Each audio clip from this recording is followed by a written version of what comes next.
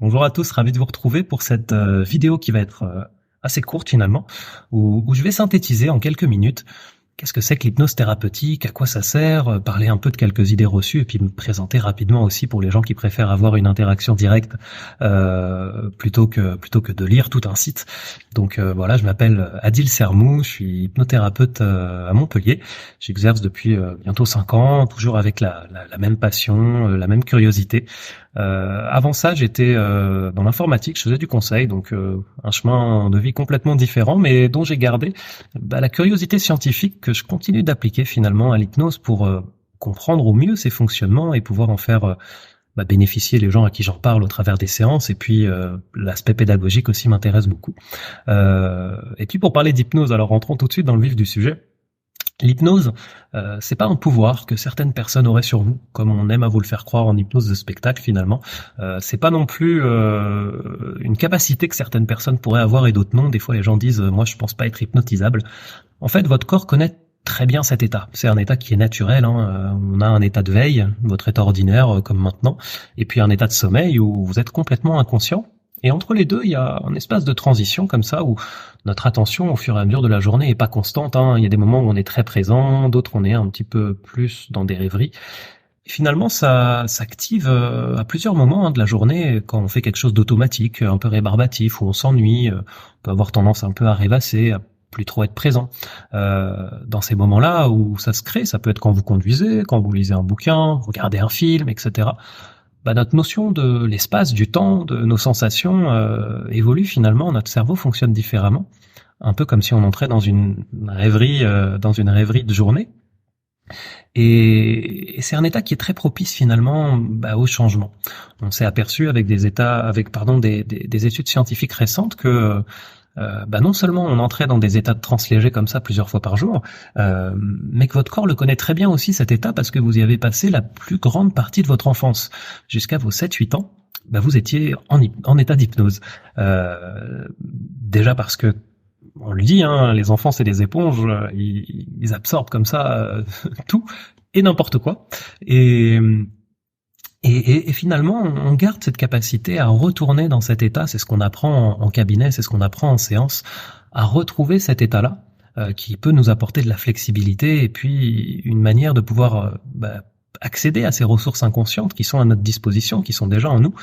Par exemple, on fait des anesthésies sous hypnose dans le milieu médical. C'est bien qu'on a la capacité à imaginer quelque chose dans le bon cadre et dans le bon mode, avec tellement d'intensité finalement, ou avec tellement de persuasion, que notre corps le ressent comme étant une réalité. Et on comprend pas encore complètement comment fonctionne l'effet placebo, mais on sait que nos pensées finalement ont énormément d'influence sur nos comportements et ce qu'on va être amené à vivre ou non. Donc pendant notre enfance, on se construit, on télécharge plein d'informations, on absorbe plein d'informations, on hérite aussi de plein de choses de nos parents, de la société au sens large, et puis de toutes les choses de nos expériences de vie, qui vont commencer à nous construire, et puis au fur et à mesure où on grandit, ça se rigidifie en quelque sorte.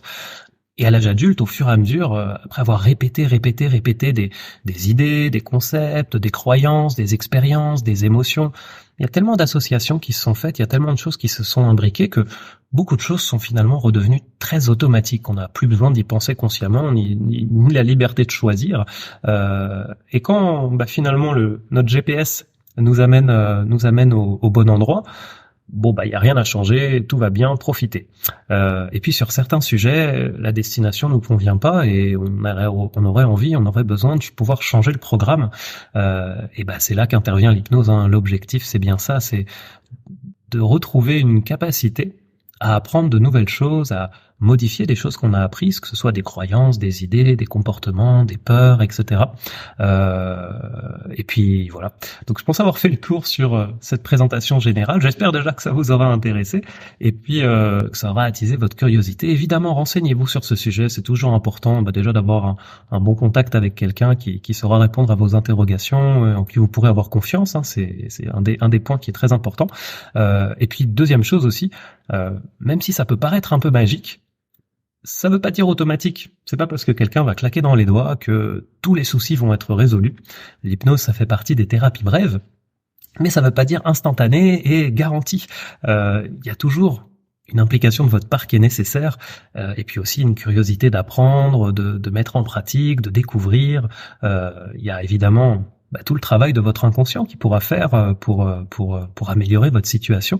Et puis après, il y a votre état d'esprit aussi. Hein, c'est un peu comme, je sais pas, le terrain pour une plante, le terreau, le sol. Un sol riche et bien portant, les plantes vont pouvoir se développer facilement. Et puis par contre, s'il contient pas vraiment les bons éléments, ça va être beaucoup plus compliqué d'arriver à ses fins et de produire quelque chose de positif.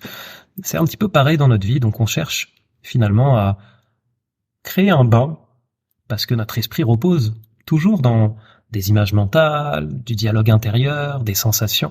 Et finalement, ce qu'on voudrait, c'est créer déjà le terreau le plus fertile possible pour pouvoir arriver à atteindre nos objectifs ou se libérer de certaines problématiques.